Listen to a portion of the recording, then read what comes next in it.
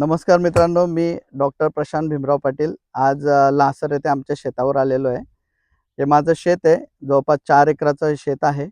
बाजूला शेततळ आहे अर्धा एकरचं आणि हा 3.5 एकर टरबूजाचा प्लांट लावलेला आहे। परंतु हा व्हिडिओ करण्यामागचा उद्देश असा की सध्या शेतीमध्ये शेतकऱ्याची तरुण मुलं नवीन प्रयोग आणि चांगल्या पद्धतीची शेती सध्या करताय।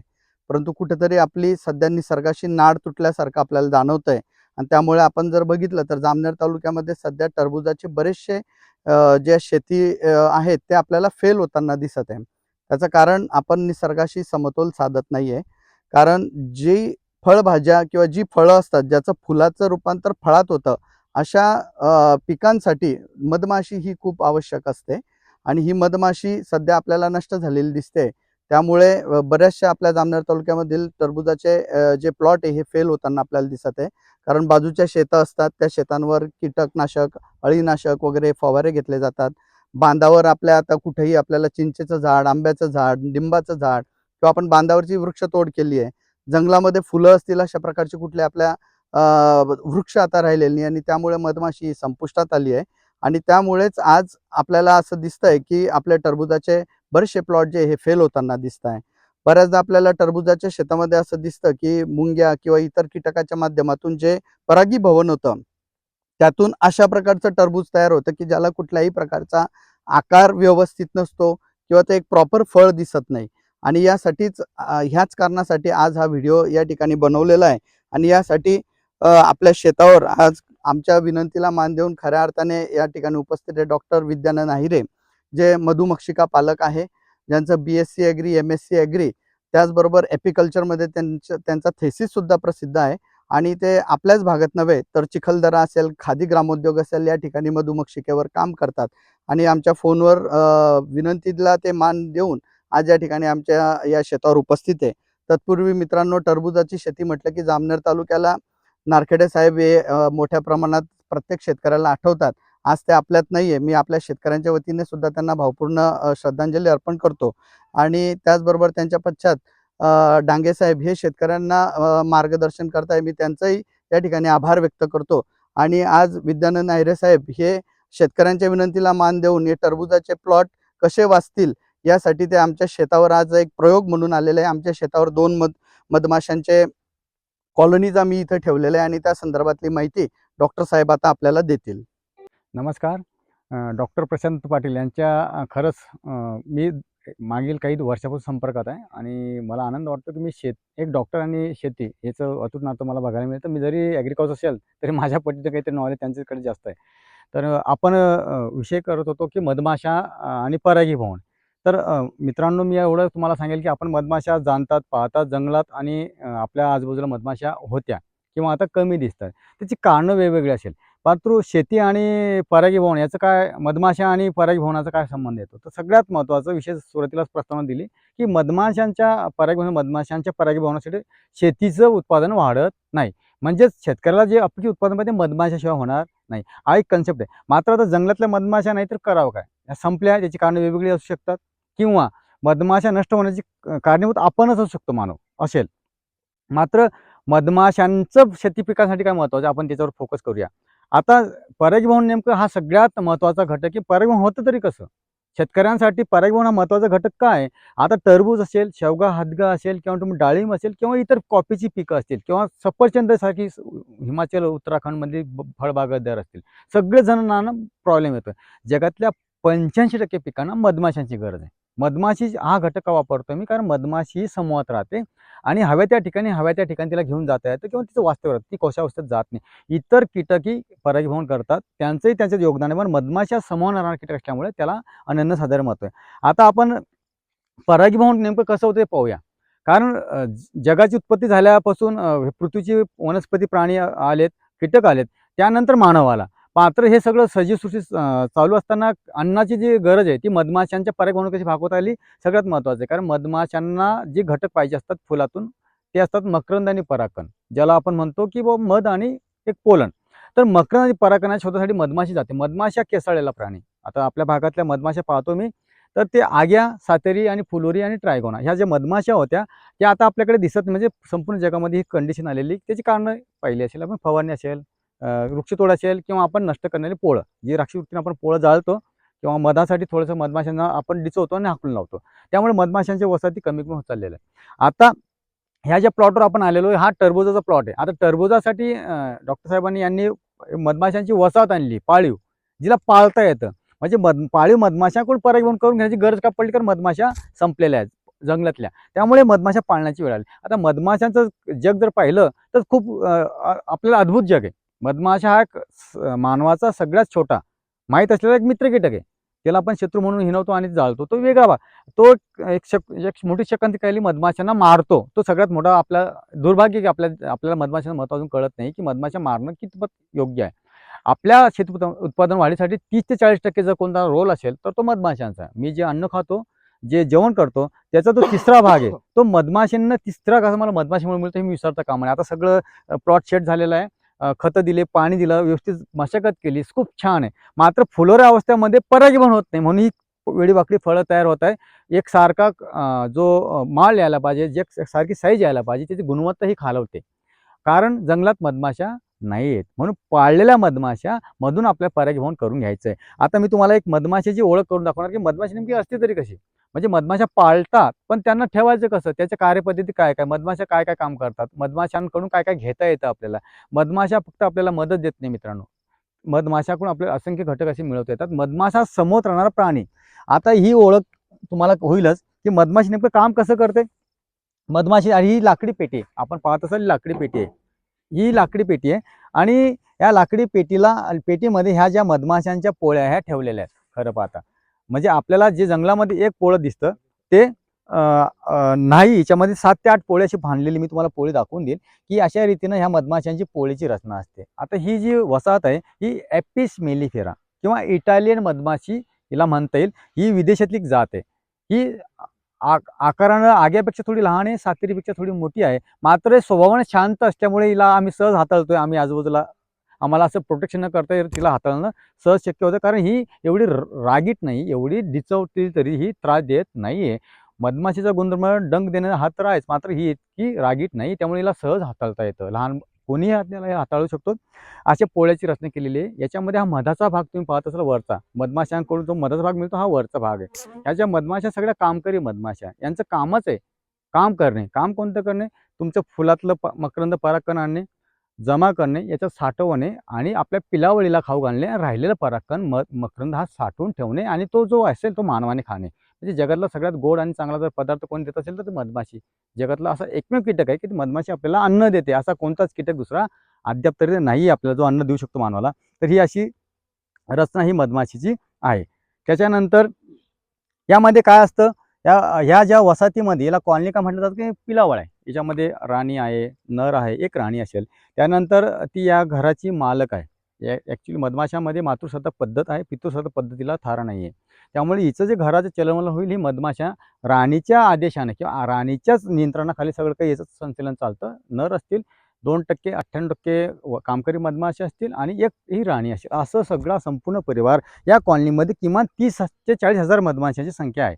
आपण जर पाहत असाल हिच्यामध्ये एक समूह आहे आणि हा जो एंट्रन्स आहे म्हणजे येणं जाणं, इथून जे एंट्रीज करेल मधमाशी ह्या गेटमधून ती ये जा करेल.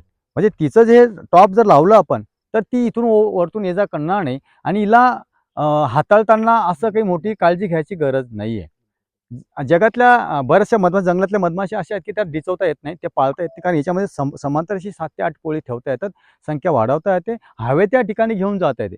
म्हणजे आपल्याला ज्या ठिकाणी परागीभवन करून घ्यायचं आहे त्या ठिकाणी तुम्हाला कॉलनी ठेवता येईल. हक्काचं परागीभवन जर करून घ्यायचं तर पाळलेल्या मधमाशा ठेवायला हरकत नाही. एकरी 2 ते 4 कॉलनीज पाहिजे. कॉलनीज म्हणजे एक वसाहत, म्हणजे त्याला आपण भाषेत पेटी म्हणतो. तर पेटीपेक्षा आपण वसाहत म्हणलेला शब्द अतिशय योग्य राहील.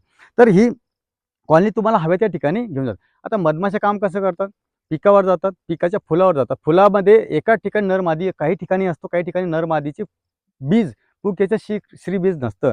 तर आपल्या मकरंदाच्या शोधासाठी ती मधमाशी जाते. अंगावरच्या असंख्य केसांमुळे ती न्हाळली जाते परागकणामध्ये आणि या फुलावरून त्या फुला असं दिवसभरात ती 1000 फुलांना व्हिजिट करते एक मधमाशी आणि ती आपल्या पिलावळीला खायला ती घेऊन येते. पोटात मकरंद आणते आणि पायावर परागकण आणते. तो परागकण तो अशा स्वरूपाचा असेल, जो परागकण आहे तो परागकण इथं जमा करते, म्हणजे भाकरी झाली तिची. आणि ती मकरंद म्हणजे ती भाजी त्याच्यात बुडून ती खाणार, पिलावळीने खायला देणार. आणि हा जो मकरंद आहे हा फुलातला मकरंद आहे, पुकेशरमधला. म्हणजेच आपल्या पिकांवर जी फिरून आलेली फुलावरून हा मकरंद परागकण ती गोळा करते. आणि तो परागकण आपल्याला परागीभवनासाठी महत्त्वाचा, कारण हा श्री बीजावर जेव्हा पडेल एका फुलावरून दुसऱ्या फुलावर जाताना, तर तेव्हा त्या फुलाचं कळीचं फळात रूपांतर, दाण्यामध्ये दाण्यामध्ये किंवा त्या फळामध्ये जोरमात रूपांतर. जितके परागकण चांगले पडतील तितक्या प्रमाणामध्ये त्या फळाचा आकार एकसारखा गुणवत्ताधार राहील. शेंगेचा आकार, दाण्याचा आकार, तेलबी असेल तर तेलाचं प्रमाण सर्वात वाढलेलं असेल. म्हणजे ज्या ज्या पिकात मधमाशी जाईल त्या त्या पिकामध्ये त्या फुलामध्ये परागीभवन करेल, 30 ते 40% उत्पन्नात वाढ होईल. म्हणजेच शेतकऱ्याला फुलोरी अवस्थेमध्ये मधमाशांची नितांत गरज आहे. निसर्गाच्या आपण खूप साऱ्या विरोधामध्ये जातोय, निसर्गाला खूप डिचवतोय. मात्र मधमाशी नसेल तर सगळं हे जग इथल्या इथेच संपेल. कारण अन्न आपल्याला मिळणार नाही, भूक बळी जी म्हणतो आपण ती थांबणार नाही, म्हणजे वाढेल आपली. शेतकऱ्यांसाठी हे सगळ्यात मोठी शोकांतिका आहे की मधमाशाच नाही तर परागीभवन नाही. आपल्यापैकी बरेच शेतकरी डाळिंब उत्पादक असतील, टरबूज, कांदा बीजोत्पादक असतील, ज्यांच्यासाठी मधमाशांची ज्यांना जाणीव आहे, त्यांना मी एवढं सांगेल की मधमाशा पाळणं महत्त्वाचं आहे. मधमाशांसारखा कीटक जर आपल्या आजूबाजूला नसेल तर तुम्हाला पाळीव मधमाशा घेणं शिवाय पर्याय राहिलेला नाही. एकरात तुम्ही 2 ते 3 कॉलनी ठेवू शकतात. आपल्याला फक्त मधच घ्यायचं नाही. मला ह्या मधापेक्षा हे परागीभवन महत्त्वाचं वाटतं, कारण माझ्या शेताचं उत्पादन हे वाढेल. टनानं किंवा क्विंटलनं वाढेल. मला त्याचं बेनिफिट मिळालं पाहिजे. मी मधासाठी या परागीभवना मधमाशी इथे ठेवत नाही आहे. फक्त परागीभवन माझं व्हावं. आणि शेतीचं 40% टरबुजामध्ये मादी फुलं वेगळ्या फुलावर आहे, वेगळ्या ठिकाणी आहे, आणि नर फुलं वेगळ्या ठिकाणी आहे. त्याचं जर मिलन कोणी करून देत असेल तर मधमाशी. कारण मधमाशी 12 तास दिवसभरात काम करते. म्हणजे ती दिवसाचं काम करून रात्री पण काम करते. मात्र फुलोऱ्यावर जाणं, फिरणं, राउंड मारणं, ट्रिप करणं हे मधमाशीचं अत्यंत महत्त्वाचं काम आहे. आणि ती आपल्याला कोणत्याही प्रकारचे पैसे न मागता म्हणजे कोणती मजुरी मागत नाही मधमाशी. ती फ्रीमध्येच करते निसर्गाला आणि आपल्याला पण देते. त्यामुळे मधमाशी आपल्या परागीभवनाच्या काळामध्ये सगळ्यात महत्त्वाचा कीटक घटक असा मानला जातो. आता हे माझ्या हातामध्ये एक टरबुजाचं एक फळ आहे. हे अपक्व किंवा कमी काल वेडवाकड दिसतंय तुम्हाला. याचं बघा तुम्ही पाहत असाल की जर याला म्हणतात इंग्लिशमध्ये फ्रूट सेटिंग. सेटिंग होणं म्हणजे नराचं वहन होऊन परागकण जर पडले स्त्रीबीजावर तर एकाच वेळेस याचा आकार आणि गोलाकार आला असता. मात्र तसं न होता ही वेडीवाकडी फळं तयार होत आहेत. तुम्ही पाहत असाल अशा वेगवेगळ्या प्रकारची फळं तयार ही गुणवत्ताधारक फळं नाहीत. याच्यामुळे आपल्या पिकाचं जे खत, अन्नद्रव्य व्यवस्थापन हे खराब होतं, वाया जातं. आणि आपल्याला ज्या क्वालिटीची फळं मिळाली पाहिजे, ज्या गुणवत्तेची मिळाली पाहिजे, ज्याचा सर्वाधिक आपल्याला भाव दर मिळेल किंवा त्याच्यातले जे फळातले न्यूट्रिशन ते आपल्याला चांगले मिळतील. कारण गुणवत्ता असेल तर फळामध्ये साहजिक त्याला भाव मिळेल. आणि एकसारखा जर गुणवत्ता दर्जा राखला तर उत्पादनात वाढ होईल. म्हणजे शेतकऱ्याला उत्पादन वाढीसाठी परागीभवन किती महत्त्वाचं आहे याच्यावरून समजेल. आता ही फळं काहीच कामाची नाही आहे. ॲक्च्युअली याच्यात ज्या काळात मधमाशीच नव्हती त्या काळात हे परागीभवन झालेले आहे अन्यत्र इतर कीटकांमार्फत. मात्र ते परफेक्टली झालेलं नाही आहे. मधमाशीकडून झालेलं परागीभवन असेल तर फळाचा आकार एकसारखा जोमात येईल. आणि तुमचं जे क्रॉप येईल, तुम्ही जे उत्पादन घेणार आहे फळांचं, ते फळांचं कटिंग तुमचं जे काढणार आहे तुम्ही वाळ, ते तुम्हाला एकसारखं तुम्हाला नित्यनेमानं घेता येईल. म्हणजे तुमची वेळी फळं निघाली नाही, तुमचा अन्नद्रव्याचा ऱ्हास झाला नाही, खताचा ऱ्हास झाला नाही, तुमची मेहनत जी केली होती मधमाशांनी त्याला फळ दिलं. म्हणजे मधमाशीचा स्पर्श हा परिसासारखा आहे. फुलाला जो स्पर्श करेल त्याचं परिसाचं रूपांतर ही मधमाशी करते. डॉक्टर साहेब, शेतामध्ये कॉलनी ठेवल्याच्या नंतर या मधमाशांना इथे अन्नद्रव्य मिळायला पाहिजे किंवा त्या अट्रॅक्ट झाल्या पाहिजे याच्यासाठी अजून कुठली कुठली आपण रोपं लावायला पाहिजे? आता आपण जेव्हा प्लॉटची लागवड करतो, त्याच्या अगोदर आपल्याला आपली प्रिपरेशन असली पाहिजे, की आपल्या भागात आजूबाजूला मधमाशा नाहीत. त्यांना अट्रॅक्शन करणारी पिकं म्हणजे पिवळ्या रंगाची जी फुलं असतील. शक्यतो करून जिचं अन्नधान्य तयार होतं, बी तयार होतं, फळ तयार होतं. तशी शेवगे तुमची सूर्यफुलाची बी असेल किंवा मोहरी असेल, धने असेल, ओवा असेल किंवा तुमचं जिरा असेल किंवा सोप असेल. अशी जी पिकं कमी कालावधीमध्ये सुगंधित जी मधमाशांना अट्रॅक्ट करतात, ती पिकं आपण आजूबाजूला लावली पाहिजे. झेंडूसारखी पिकं लावू शकतात, मात्र मधमाशांना त्यात मकरंद मिळत नाही. त्यामुळे शक्यतो करून जिचं फळात किंवा बीमध्ये रूपांतर होणार आहे, ज्याचं मकरंद असेल ती अट्रॅक्शन त्या पिकांना लावलं पाहिजे. जंगलात ज्या मधमाशा कोणी डिचवतं त्या त्यांना वाव एक स्थान मिळतं आणि त्या खाद्याचं रूपांतर आपल्या आजूबाजूला राहणार, आपलं वास्तव्य करणारे, आपली कॉलनी तयार करणारे. त्यामुळे अशा पिकांची लागवड करायला पाहिजे.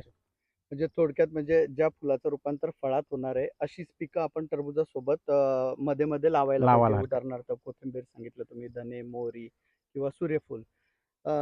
बऱ्याचदा टरबूजाला आहे ना खूप सारे फवारे घ्यावे लागतात आणि आपल्या शेतामध्ये जर कॉलनी आपण बसवलेली असेल तर हं. त्यावेळेला काय काळजी घ्यायला पाहिजे? हा सगळ्यात महत्त्वाचा प्रश्न आहे, की मधमाशा आल्यानंतर त्याचं फवारणीचं व्यवस्थापन कसं करावं? कारण बघा मधमाशी जर फुलावर असेल त्या काळात फवारणी करतो, दिवसा फवारण्या टाळायच्या. 10 ते 5 या काळात तर शक्यतो फवारणी करूच नाही. तुम्ही सकाळी 10च्या अगोदर फवारणी करून घ्या, उरकून घ्या किंवा रात्रीच्या वेळेत तुम्ही सायंकाळच्या वेळेत कारण मधमाशा कीटक हा ज्या काळात फुलावर काम करतोय, त्याचं काम चालू आहे, त्याला डिस्टर्ब करू नका आणि कीटकनाशक कोणती वापरायची, कोणती नाही वापरायची. मी शेतकऱ्याच्या भाषेतून सांगेल, ज्या बाटलीवर लाल रंगाचा एक लोगो आहे ती वापरू नका. ती टोटली मधमाशांना हानिकारक आहे. जे निळ्या रंगाची ती पण वापरू नका, जी मधमाशांना हानिकारक आहे, मित्र कीटकांना हानिकारक आहे. जी पिवळ्या आणि ती पण थोडी कमी प्रमाणात वापरा आणि हिरवी रंगाची तुम्ही वापरू शकता. ती मधमाशांना अजिबात हानिकारक नाहीत. मात्र आता कालांतराने काय होतं, शेतकरी एका 2-2 एका फवारणीच्या वेळेस 2-2, 3-3 रसायनं एकत्र करून फवारणी करतोय. त्याला रिकमेंड नसतं तरी तो करतो कारण त्याला पीक वाचवायचं असतं. तर तशी फवारणी शक्यतो त्यांनी टाळली पाहिजे. शेतकरी हिरवा लोगो असलेला अगदी रासायनिक घटक असेल तरी असलेले तो चालेल? मधमाशांना हो, तो हार्मफुल नाहीये. नाही. मात्र तुम्ही वेळ बदलावा. दुसरी गोष्ट जर कॉलनीचं गेटच बंद करून ठेवलं असेल, रात्री सकाळी तुमच्या फवारण्या करून घ्या. फवारणी झाल्यानंतर 2-3 तासानंतर गेट ओपन करा. जेणेकरून मधमाशा आपापल्या कामाला जातील. तोपर्यंत औषध सुकलं जाईल. त्याचं द्रव्य कुठे आढळणार नाही. मधमाशांनाही सेन्स असतो, की त्यासुद्धा जात नाही फवारणी. पण नाईलाज असतो. अन्नासाठी ते भरभराटी करणार आणि त्याचा परिणाम असा होतो, की पिकातलं परागकण मकरंद आणून पिलावळीला खाऊ घालणार. त्याचं विष असेल ते पिलावळीला देतात. त्यामुळे पिलावळसुद्धा मरते. म्हणजे ती स्वतःही खाते आणि इतरांना खाते तर नाईलाज असतो. कारण किती ह्या किलोमीटर अंतराचं फवारण्याच होत तिला भाडीमार असेल तर काय जाणार कुठे ती? ती जाणार कुठे? तिला नाईलाज असतो त्यामुळे पाण्यामध्ये फवारण्याचे औषध असतील किंवा पिकाच्या फुलावरच पडलेलं पाण्यामध्ये बेचकत तर पण ते तर कुठं टाळलं पाहिजे. नाहीतर तुम्हाला एक कॉलनी हलवायची 3 किलोमीटर अंतरावर तिथं ठेवून द्या. आपल्या फवारण्या करून घ्या आणि तिला परत 3 दिवसांनी इथं आणा. पण असं शक्य होणार नाही नाही. प्रत्येकाला. शेतकऱ्यांनी हे टाळलं पाहिजे. गावोच्या गाव ही फवारणी करतात. ही कुठेतरी थोडीशी बाजू शेतकऱ्यांनी लक्षात घेतली पाहिजे. साधारण आपण टरबूज लावल्याच्या नंतर टरबूज जेव्हा फुलावर येतं तिथपासून तर किती दिवसापर्यंत आपण मधमाशीच्या या पेटीचा आपल्याला वापर होऊ शकतो किंवा शेतकऱ्यांनी ती नेमकी केव्हा आपल्या शेतात आणावी? शक्यतो करून जेव्हा तुम्ही तुमचं पिकाची लागवडीचं प्लॅनिंग करताय, तुम्हाला टरबूज, खरबूज जे पिकं लावतात, तुम्हाला माहिती आहे की मधमाशा नाहीत. तर त्याचा जर सर्व्हे केल्यानंतर मधमाशा नाही, तर तुम्ही 8 दिवस जसं पिकाचं एखादं फुल सुरुवात होईल, तर त्याच्या अगोदरच तयारी करून ठेवा. कारण तोपर्यंत मधमाशी इथं सेट होतील आणि यांना इथं आजूबाजूच्या एरियामध्ये अन्नाचा शोध घेणं सोपं जाईल. कारण मधमाशांना अन्न शोधण्यासाठी पण मेहनत करावी लागते. जर अन्न मिळालं तर त्या जागामध्ये सेटल होणार आहे. जंगलातल्या मधमाशांचा पण तोच रोल आहे. की त्यांना खायला जर मिळालं तर ते अगोदर इथे येऊन बसणार आहे. त्यांना पाणी आणि अन्न म्हणजे मकरंद आणि परागकण जर मिळाले तर. तर तुम्ही हे शेवटच्या तोडा म्हणजे शेवट जोपर्यंत तुमची फुलं फुलतायत तोपर्यंत तुम्हाला क्रॉप घ्यायचं राहायचं आहे, कटिंग करत राहायचं. तोपर्यंत तुम्ही पिकात मधमाशा वसाहती ठेवायला हरकत नाही. ठेवायलाच पाहिजे शेवटचा तोडा असेपर्यंत. पण तुम्हाला जर कमी याच्यामध्ये करायचं 3-4 वेळा तुम्ही 1 महिनाभर तर तुम्ही निश्चित ठेवू शकता. हं, हं. जोपर्यंत तुमचं प्रोडक्शन हे बाहेर जातंय, हं, हं. विकायला जातंय तोपर्यंत तुम्ही ठेवू शकता. डॉक्टर साहेब, आता ह्या ज्या कॉलनीज होत्या, 2 कॉलनीज आमच्या गावात असल्यामुळे मला इथे इझिली अवेलेबल झालं. परंतु शेतकऱ्यांना ह्या आपल्या तालुक्यामध्ये कुठे मिळतील? दुसरी गोष्ट त्यांची त्यात फसवणूक होणार नाही त्या पेट्यांमध्ये. कारण शेतकरी पेटी उघडून बघायला घाबरतो. त्यात खरोखर माश्या आहेत की नाही आहेत? किती आहेत? त्याची स्वच्छता आहे का नाही? राणी माशी आहे की नाही? तर यासाठी शेतकऱ्यांनी काय काळजी घेतली पाहिजे किंवा सर्टिफाईड कॉलनी कशी घ्यायची? मी शेतकऱ्याला हा खरंच आपल्या भागामध्ये असा मोठा आला स्कॅम म्हणूया, की शेतकऱ्याचं फसवणूक होते. याबद्दल मलाही बरेचसे आमच्याकडे फोन येतात, की आम्ही मधमाशा घेतल्यात पण बाहेरच जात नाही. कॉलनीच्या बाहेर जाते, पेटीच्या बाहेर जात नाही, उडत नाही. आम्ही काय करावं? तर मी त्यांना शेतकऱ्यांना असं सांगेल, की कदाचित तुम्हाला जर वेळ नसेल तर तुम्ही सोशल मीडियाच्या माध्यमातून एक कॉलनीची ओळख करून घ्या किंवा जाणकारांकडून जाणीव करून घ्या. आम्ही पण लोकांना अवेअरनेस करतो, जागृती करतो, की मधमाशांची रचना कशी आहे आतमध्ये ते जाणून घ्या. या राणी असेल तरच कॉलनी घ्या. राणी ही एकच असेल ती घ्या कारण ती पिलावळ तयार करते. त्यामुळे राणी विरहित कॉलन्यात घेऊ नका, ठेवूही नका कारण तुम्हाला पिलावळ पाहिजे. ती असेल तरच घ्या किंवा छोटंसं जुजबी 1-2 तासाचं तुम्ही ट्रेनिंग घ्या. हाताळणी करण्याची पद्धत जाणून घ्या, की बाबा मला कॉलन्या घ्यायच्या उद्या परवा, तर मला आज हाताळणीचं शिकवून माझ्या कॉलनी शेतात आल्या तर मला 1 तासाचं शिकवून द्या आणि ती त्याची हाताळणी करा. एवढी भीती बाळगणं नाही की योग्य नाही, की मधमाशा हाताळायच्या कशा सहज हाताळता येतात. त्याचं छोटं शास्त्र पद्धतीचं ट्रेनिंग त्याने मात्र नक्की घ्यायला पाहिजे. कोणीही असेल तो, कोणीही. तुमच्या शेतातली माणसं असतील, हं. स्त्री, पुरुष, लहान मुले ट्रेनिंग घेऊ शकतात. अच्छा. त्यांनी घ्यायला पाहिजे. डॉक्टर साहेब, हिच्यामध्ये आपण म्हणजे आता आमच्या शेतावर आल्यामुळे आम्हाला राणी माशी कळाली. प्रत्येक शेतकऱ्याला हे सोयीचं होईल असं नाही किंवा तो घाबरतो. तर आपला कॉन्टॅक्ट नंबर आपण शेतकऱ्यांना द्यावा, जेणेकरून ज्यांना वाटेल त्यांनी त्या पेट्यांची तपासणी करण्यासाठी किंवा त्यांना हे करण्यासाठी आपल्याला ते संपर्क करू शकतील. ज्या ज्या शेतकऱ्यांना अशा काही म्हणजे माहिती पाहिजे असेल किंवा त्यांना नॉलेज हवं असेल तर आम्ही नक्कीच तुम्हाला मदत करू. तर माझं नाव विद्यानंद अहिरे. माझा नंबर आहे 90 67 10 13 81 9067101381 हा माझा नंबर आहे. तुम्ही कॉलन्या घेण्याअगोदर मला कॉन्टॅक्ट करू शकता किंवा आम्ही तुम्हाला कॉलन्या पुरवतो. आमच्याकडे ज्या स्टॉकमध्ये अवेलेबल असते कॉलन्या तुम्हाला पुरवणार. मात्र त्यानंतर काही समस्या झाली तर नक्की तुम्ही मला संपर्क करा. मी तुमच्या कॉलन्या किंवा तुमच्या शेतावर व्हिजिट करून तुम्हाला जे काय देता येईल माझ्याकडून ते देण्याचा प्रयत्न करेन. तालुक्यात नाही तुम्ही कुठेही मला बोलू शकता. डॉक्टर साहेब, आता तुम्ही मगाशी म्हटले की तुम्ही आम्हाला कॉलन्या पुरवणार, त्या कशा पद्धतीने पुरवणार? म्हणजे त्यात शेतकऱ्याला काही त्याची काही फी वगैरे किंवा काही चार्ज तुम्हाला द्यावा लागेल हो. का? एकतर 2 पद्धतीने कॉलन्या दिल्या जातात. एक तर विकत देऊ देऊ शकतो आम्ही किंवा तुम्हाला भाडेतत्त्वावर तुमच्या कालावधीपर्यंत तुम्हाला भाडे तुमचं ठेवायचं. कारण सगळ्यांना विकत घ्यायला परवडणार नाही. शेतकरी हा काही कालावधी पुरताच ठेवतो. कारण नंतर कॉलन्यांचं करायचं काय पुढे? हा त्याच्यापुढे प्रश्न असतो. मग त्याला महाग वाटतं. त्यामुळे त्यांना त्या 10-15 दिवसा पिरियडपर्यंत फुलोरा आता तुमच्या कटिंगपर्यंत तुम्ही पर डे प्रमाणे कॉलनी ठेवू शकतात. एकरी किमान 2 ते ठेवायला पाहिजे. आम्ही भाडेतत्त्वावर पुरवू शकतो आणि विकत. मी शक्यतो विकत देणं आम्ही टाळतो. कारण नंतर काय होतं, कॉलन्या हाताळणं सोपं होत नाही आणि शेतकऱ्यावर तो भार पडतो. तो शक्यतो असू नये त्याने भाड्याने घ्यावा. पण ज्याला वर्षभर तो पिकाचा फुलोरा आहे, त्याचे बगीचे, बाग आहे, फळझाडं आहे, तर त्यांना ठेवायला हरकत नाही किंवा त्या इतरांना मित्रांना देऊ शकतात, नातेवाईकांना देऊ शकतात. मात्र भाडेतत्त्वावर घेतलेलं अधिक बरं आहे. मालकी हक्काची घ्यायची म्हटलं तर याची किंमत काय पडणार सर? आता शेतकऱ्यासाठी किंमत काय? शेतकऱ्यासाठी ही किंमत पडते. आता मार्केटला तुम्ही बाजारात गेला तर ही अशी कॉलनीची किंमत 5,000-5,500 पर्यंत मिळते. काही वेळा याच्या किमती कमी होतात, पण क्वांटिटी प्रमाणे वाढतील. जर 5-50 कॉलन्या एकत्र घेत असेल तर त्याची किमती कमी होतील. ट्रान्सपोर्ट चार्जेस वगैरे चांगले पडेल. कारण एक कॉलनी आणणं सोपं नाही. कारण रात्रीचा प्रवास आहे आणि कॉलन्या आपल्या भागात निर्मिती होत नाही. या उत्तर भारत किंवा दक्षिण भारतातूनच याचं सगळं ब्रीडिंग करून इथं आणलं जातं. कारण आपल्याकडे तसा फुलोरा नाहीच आहे. मधमाशांना मध जमा करू शकतो आम्ही. तसा नाही. फक्त तुमच्या परागीभवनासाठी मधमाशा आणायच्या असतील तर तो खर्च मात्र तो वाढतो. त्यामुळे शेतकऱ्यांना किमान ऑर्डर जर दिली तर कमान मागणी नोंदवावी की आम्हाला कॉलन्या लागणार ह्या महिन्यामध्ये. त्या पद्धतीने त्याला पुरवठा केला जाईल. म्हणजे हक्काचं त्याने बी जाणीव त्याला असली पाहिजे. जसं तो बी बियाणं घेतो तसं त्याने कॉलनीची पण मागणी केली पाहिजे.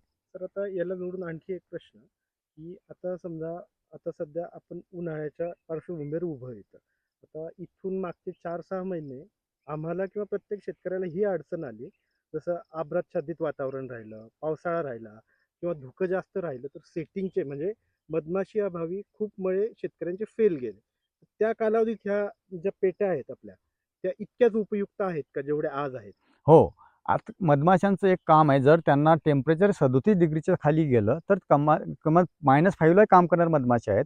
मात्र ह्या मधमाशांना जोपर्यंत त्यांचं टेम्परेचर एखाद्या वेळेस अभ्राच्छादित असेल, ढगाळ वातावरण असेल, तर ते बाहेर पावसाळा असेल. पावसाळ्यात जाणार नाही. नंतर जेव्हा तुमचं उघडीप होईल, त्या काळात मात्र ते त्याच्या दुपटी-तिपटीनं काम कारण काही उपाशीच आहे. त्यांनाही बरोबर. अन्नाची गरज आहे, त्यांच्या पिलावडे वाढवायचं आहे. म्हणजे असं नाही की तुमचं 4 तासाचं काम ते 2 तासात 15 मिनिटात कारण ती मधमाशीला शेवटी भूक लागली. तिचं तर मकरंद आणि ते शोधकच आहे ते. त्यामुळे असं काही नाही की पण तुमचा कालावधी जर जात असेल वारंवार, तर कदाचित ते परागीभवन होणार नाही, फुल ड्रॉप होतील आणि ते उत्पादन मिळणार. मात्र मधमाशी जर असेल, तर तुमचं जे झालेलं नुकसान आहे, ते कदाचित ही मधमाशी भरूनच काढेल. कारण जंगलामध्ये तिला जे सोर्सेस मिळते ती शोधणारच आहे. तिला खाद्याशिवाय पर्याय नाही आहे. तुम्ही कृत्रिम काही दिलं, तरी ती जंगलातल्या फुलावर जाणारच आहे. त्यामुळे असं काही नाही की तुमचं नुकसान होईल. शेतकऱ्यांना मधमाशी ठेवायलाच हरकत आहे. जंगलातलं जरी ठेवलं तर खूप छान. मी शेतकऱ्यांना एक सांगू शकतो, हे जर कॉलनी घ्यायची नसेल, साधे सरळ उपाय आपल्याकडे आहेत. तुमच्याकडे माठ असतील, मातीचे माठ असतील पडलेले, तुम्ही जागोजागी झाडावर टांगून ठेवा किंवा तुमचे जे बांध बंधारे त्याच्या झुडपामध्ये उलटे करून ठेवा. तुटलेले फुटलेले माठ असतील, खोकी असतील लाकडाचे किंवा ओळखी असतील, ते जागोजागी तुम्ही ठेवून द्या.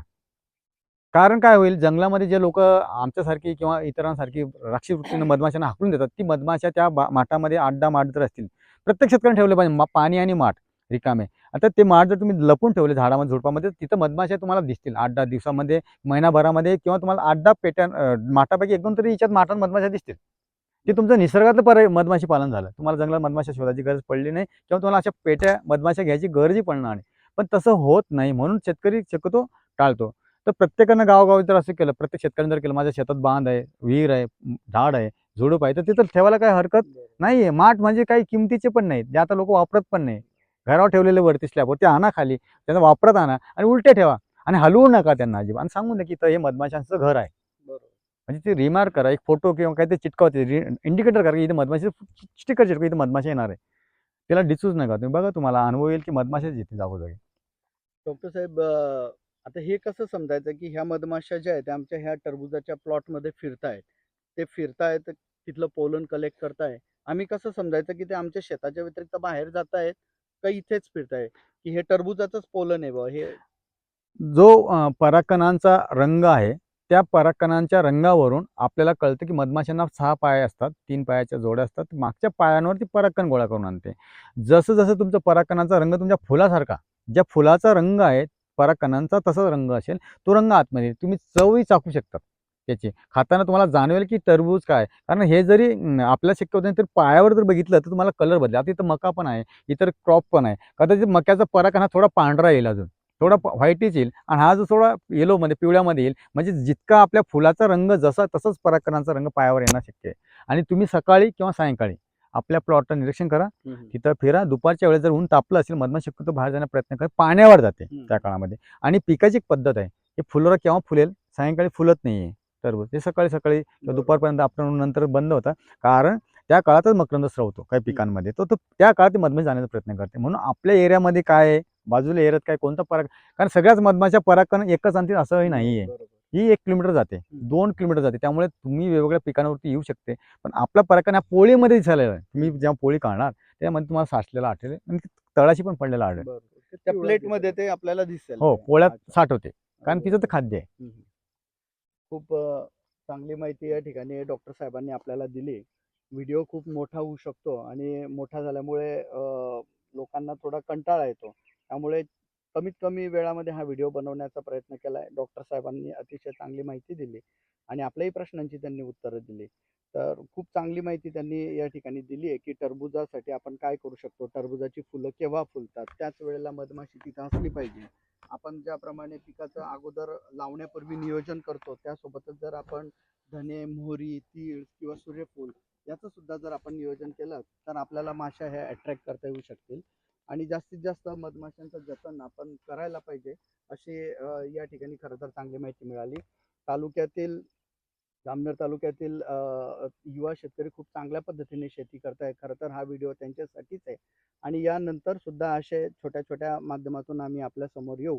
तत्पूर्वी आपण प्लॉट बघू शकताय की अतिशय चांगला आहे, परंतु मी आता ह्या माश्या ठेवून इथे फार फार तर 8च दिवस अजून इथं झालेले आहेत, की एक 5-6 दिवसापूर्वीच मी या ठिकाणी त्या माश्या आणलेल्या आहेत. मधमाशांची कॉलनी या ठिकाणी आणलेली आहे. त्यापूर्वी झालेल्या पॉलिनेशनचे फळं कशी आपण बघू शकताय. पण मला आशा आहे की माझ्या प्लॉटवर निश्चितच मधमाशांचा मला फायदा होईल आणि ह्या व्हिडिओचा तालुक्यातील शेतकऱ्यांसाठी आणि त्यांचं उत्पादन वाढीसाठी सुद्धा खूप मोठा फायदा होईल, अशी मला आशा आहे. त्याचबरोबर मी शेतकऱ्याच्या मुलांना, तरुण युवा शेतकऱ्यांना दुसरं एक आव्हान असं करतो, की आपण दिवस-रात्र शेतामध्ये काम करत असतो. हे काम करत असताना आपल्याला कामामध्ये व्यस्त राहावं म्हणून आपण व्यसनांचा आधार घेतो, पुड्या खातो किंवा इतरही व्यसनं असतात. त्या व्यसनांपासून आपण दूर राहावं, एवढी विनंती या ठिकाणी मी आपल्या सर्वांना करतो आणि सर्वांनी हा व्हिडिओ जरी मोठा असला तरी आपल्या माहितीसाठी बघावा. ज्या कुणाला डॉक्टर साहेबांची आवश्यकता असेल त्यांनी नंबर सांगितलेला आहे. मी नंतर नंबर पुन्हा माझ्या पोस्टवर पाठवेल. त्या सर्वांनी डॉक्टर साहेबांशी संपर्क करावा. हा व्हिडिओ जास्तीत जास्त शेतकऱ्यांपर्यंत पोहोचेल यासाठी शेअर करावा. धन्यवाद.